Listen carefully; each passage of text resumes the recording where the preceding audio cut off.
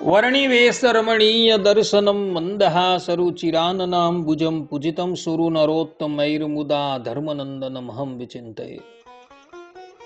असतो मा षड्गमय तमसो मा ज्योतिर्गमय मृत्युर्मा अमृतं गमयः। ओम शान्तिः शान्तिः शान्तिः। अस्मद्गुरु समारंभां नाथयामुनमध्यमां लक्ष्मीवल्लभपर्यन्तां वंदे गुरु परंपरा। આજની જ્ઞાન સભાની અંદર પધારનારા બધા જ ભગવત ભક્તોને વેદાંતાચાર્ય, પુરાણ ઇતિહાસાચાર્ય, એમ.એ. ફિલોસોફી શાસ્ત્રી રાકેશ ભાઈના હેતપૂર્વક જય સ્વામિનારાયણ. ભક્તો, આજની આ જ્ઞાન સભાની અંદર આપણે બધા કુવા, તળાવ, સરોવર, વાવ આદિ નિર્માણ કરાવવાનું શું ફળ તથા એ કુવા, તળાવ, સરોવર ઇત્યાદિકને ગંદા કરનારો, એને નાશ કરનારો કઈ દુર્ગતિને પામે તથા એને કયું પ્રાયશ્ચિત કરવું એ વિષય પર થોડી વાત શ્રવણ કરશું. તો બધા જ શ્રોતાગણો ધ્યાનપૂર્વક આ પ્રવચન શ્રવણ કરે અને એને આત્મસાત કરી લે. સર્વપ્રથમ જળ શબ્દનો અર્થ શું થાય એના પર વિચાર કરીએ. તો જળ શબ્દનો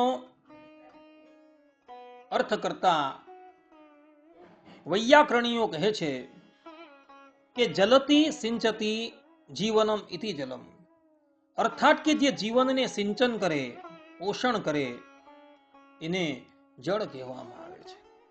અને એટલે જ માટે સંસ્કૃતમાં એક ઉક્તિ છે કે જલમ જીવનસ્ય આધારઃ, અર્થાત કે જળ એ જીવનનો આધાર છે.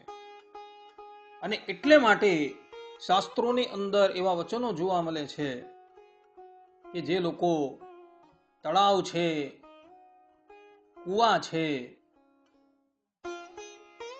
ઇત્યાદિકનું નિર્માણ કરાવે છે એ મહદ ફલના ભાજી થાય છે.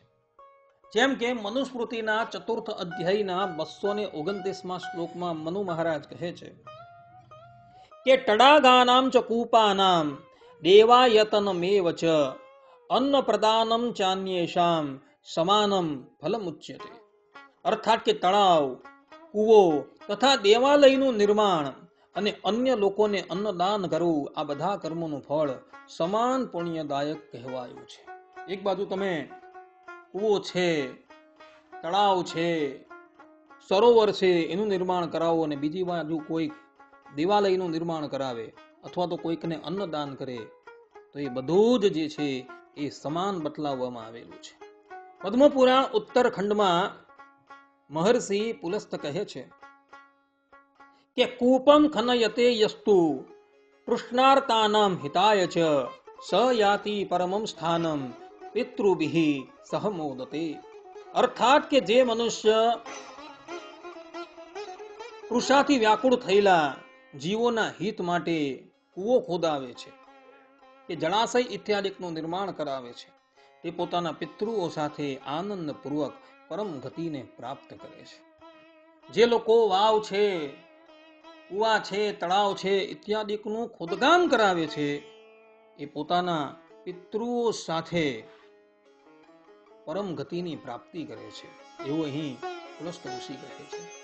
સ્કંદ પુરાણ વૈષ્ણવ ખંડમાં કાર્તિક સ્વામી કહે છે કે એક કૂપ સમાપુણ્યે 10 કૂપ સમુદ્ભવ તડાગમ 10 કૂપાનામ સહસ્રમ સ્યાત સરસ તથા. અર્થાત કે એક કૂવો બનાવવાનું પુણ્ય 10 કૂવા જેટલું ગણાય છે. એક તળાવ 10 કૂવા જેટલું ફળ આપનારું છે અને એક સરોવર એટલે કે મોટું જળાશય તો હજારો કૂવા ખોદાવે એટલું પુણ્ય આપનારું છે. આ પ્રમાણે અહીં સ્કંદ પુરાણની અંદર કાર્તિક સ્વામી કૂપ છે, તળાવ છે, સરોવર છે આદિના ખોદાવવાનું મહાત્મય વર્ણવે છે. મત્સ્ય પુરાણમાં મત્સ્ય ભગવાન કહે છે કે જલ દાનાત પરમ દાનમ ન ભૂતમ ન ભવિષ્યતિ તસ્માત સર્વ પ્રયત્નેન જલાશય સમુદ્ભવ. અર્થાત કે જલદાન કરતા મહાન દાન ભૂતકાળમાં થયું નથી અને ભવિષ્યમાં પણ થશે નહીં. અત્યારથી સર્વ પ્રયત્નથી જળાશયનું નિર્માણ કરાવવું જોઈએ. આ પ્રમાણે મત્સ્ય પુરાણમાં મત્સ્ય ભગવાને પોતાના સ્વમુખે મનુષ્ય માત્રને ઉપદેશ આપેલો છે.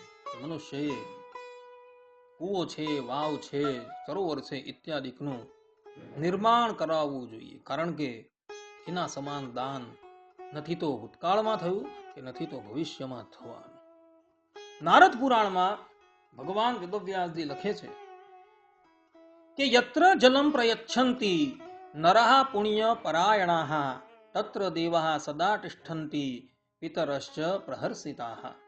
અર્થાત કે જ્યાં પુણ્યશીલ મનુષ્ય પાણી આપે છે અથવા જળાશય બનાવે છે, ત્યાં દેવતાઓ અને પિતૃ હંમેશા પ્રસન્ન થઈને વાસ કરે છે. જે પણ કોઈક વ્યક્તિ જલદાનની અંદર લાગેલો છે, તો એના ઘરની અંદર દેવતાઓ અને પિતૃઓ કાયમ માટે આવીને નિવાસ કરે છે. માટે ભક્તો જીવનમાં એક વખત એક કૂવો છે, એક તળાવ છે, એક સરોવર છે, એ ખોદાવજો. જો એ ખોદાવવાનું સામર્થ્ય નથી, તો જે જગ્યાએ કૂવા, તળાવ ઇત્યાદિક નિર્માણ થતું હોય ત્યાં જઈને સેવા કરજો, અથવા તો એમાં થોડી રાશિ આપજો, જેથી કરીને તમે મદ ફલના ભાગી થાઓ. પદ્મ પુરાણમાં મહર્ષિ પુલસ્ત કહે છે કે નદી કૂપ તડાગાનામ દૂષણમ યહ કરોતિ ચ સર્વયજ્ઞ ફલમ નષ્ટમ નરકમ ચ સગચ્છતિ. અર્થાત કે જે વ્યક્તિ નદી છે, કૂવો છે, તળાવ છે વગેરેને ગંદા કરે છે અથવા પાણીનો દુરુપયોગ કરે છે, તે બધા જ યજ્ઞના ફલને નષ્ટ કરી દે છે અને અંતે નારકી ગતિને પ્રાપ્ત કરે છે. અહીં મહર્ષિ પુલસ્તે સ્પષ્ટ રૂપે કહેલું છે કે જે પણ કોઈક વ્યક્તિ કૂવા, તળાવ ઇત્યાદિકને ગંદા કરે છે, એ બધા જ લોકો દેહાંતે દુર્ગતિને પ્રાપ્ત કરે છે. ગરુડ પુરાણમાં શ્રીમદ નારાયણ ભગવાન ગરુડજીને કહે છે કે જલદાનમ ચ યહ કુર્યાત પાપમ તસ્ય વિનશ્યતિ અપામ દ્રોહ કૃતમ દોષમ નાશયેત નાત્ર સંશયઃ. અર્થાત કે જે વ્યક્તિ જલદાન કરે છે તેના બધા જ પાપો સમાપ્ત થઈ જાય છે, પરંતુ પાણીનો દુરુપયોગ કરવાથી થયેલો દોષ એ ક્યારેય પણ નષ્ટ થતો નથી. જો એને નષ્ટ કરવો હોય તો એ વ્યક્તિએ પણ જલદાન કરવું જોઈએ. એટલે જલના દ્રોહથી જે દોષ થયો હોય તે પણ જલદાન કરવાથી નષ્ટ થઈ જાય છે. પદ્મ પુરાણમાં તો ત્યાં લગીન કહ્યું છે કે કૂપ નિર્માણ તો પુણ્યમ તડાગ કરણે તથા આપ સંરક્ષણમ કૃત્વા બ્રહ્મલોકમ સગચ્છતિ.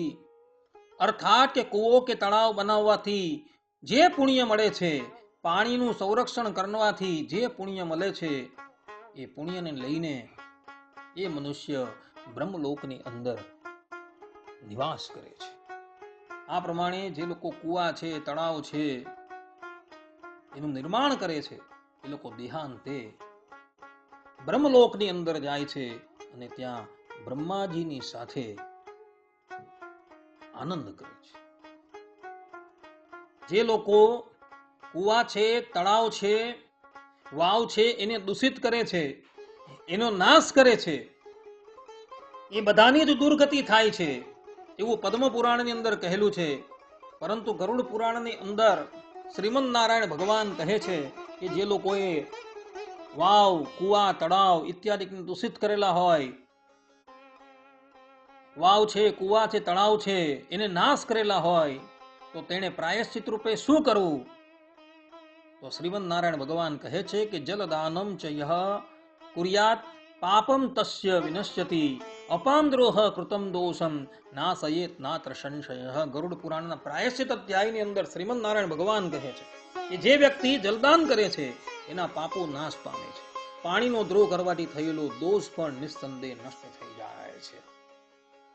એટલે વાવ છે, કૂવા છે, તળાવ છે, નદી છે, એનો દ્રોહ તમે કરેલો હોય, ત્યાં ગંદકી કરેલી હોય, એનો નાશ કરેલો હોય અને એનાથી તમને પાપ લાગેલું હોય, તો એ પાપનો નાશ કેવી રીતના કરવો? તો જેણે એ કૂવા આદિકને ધ્વંસ કરેલા છે, એને ગંદા કરેલા છે, એને જલદાનની અંદર લાગી જવાનું છે. જો એ જલદાન કરવા લાગે તો એના બધા જ પાપો જે છે સમાપ્ત થઈ જશે. કે ભક્તો આ વાત જે છે બધા જ લોકો આત્મસાત કરીને રાખે. આટલું કહીને હું મારા પ્રવચનને અહીં વિરામ આપું છું. સર્વે સંતો નિરામય સર્વે સુખીનો ભવંતુ સર્વદ્રાણી પશ્યંતુ મા કશ્ચિત દુઃખ ભાગ ભવેત અસ્તુ. જય સ્વામિનારાયણ.